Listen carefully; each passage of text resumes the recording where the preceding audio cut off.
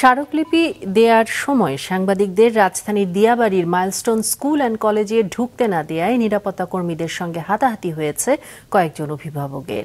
বিমান দুর্ঘটনায় হতাহতদের ক্ষতিপূরণ বিচারসহ কয়েকটি দাবিতে অধ্যক্ষের কাছে স্মারকলিপি জমা দিতে না পেরে ক্ষোভ জানান তারা।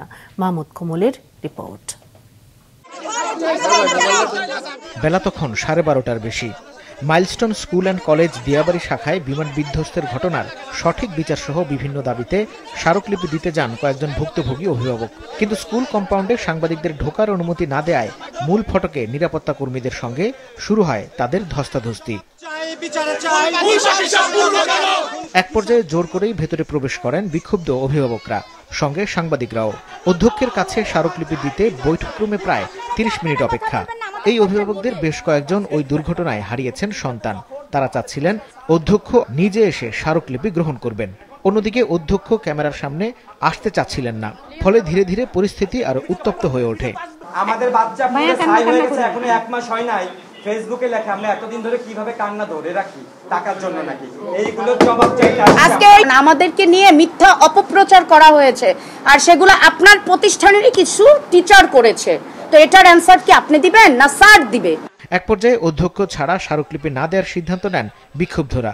তুলে ধরেন তাদের দাবি ও ক্ষোভের কারণ। আমার বাচ্চারা কেন মারা গেছে জানেন ভাই? এই কোচিং আমরা আমাদের সব গার্ডিয়ান দেখেছি যে আমরা কেউ কোচিং এ দেব না। ওরা জোর করে ইনিয়ে বিনিয়ে বিভিন্ন রকমের প্রশ্ন করে, আপা কোচিং এ দেন না কেন? আপনার হাজবেন্ড কি করে?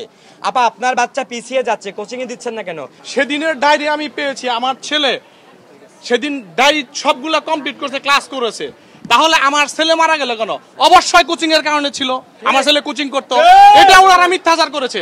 উনি নুনবি স্যার আমাদের এখানে যেদিন ডেকেছিল, সেদিন ওনার প্রথম কথা ছিল কোচিং এর কথা বলা যাবে না প্রধান উপদেষ্টার কাছে। 10টা থেকে 12টা বাচ্চাই এই ক্লাসরুমে থাকতো, তাহলে 27 জন স্টুডেন্ট মারা গেল কিভাবে? তাহলে মেহরিন মিস 20 জনকে বাঁচাইলো কিভাবে? পি টেস্টে অল সাবজেক্টে ফেল করাইছে রাশেদ খান মেনন। অল সাবজেক্টে ফেল করানোর পরে 15 দিন পরে টেস্ট পরীক্ষায় আমার ছেলে অল সাবজেক্টে পাস করে। ফেল করাইয়া সে অর্থ আদায় করে অতিরিক্ত অর্থের মাধ্যমে বাচ্চাদের পরীক্ষা দেওয়ায় পাস করে। এরকম অনেক রেকর্ড আছে তার বিরুদ্ধে। ক্যাম্পাস থেকে ফেরার সময় দেখা যায় হৃদয় বিদারক দৃশ্য। ছেলের সহপাঠীদের দেখে তাদের জড়িয়ে ধরে কান্নায় ভেঙে পড়েন বিমান বিধ্বস্তের ঘটনায় নিহত তানভীরের বাবা।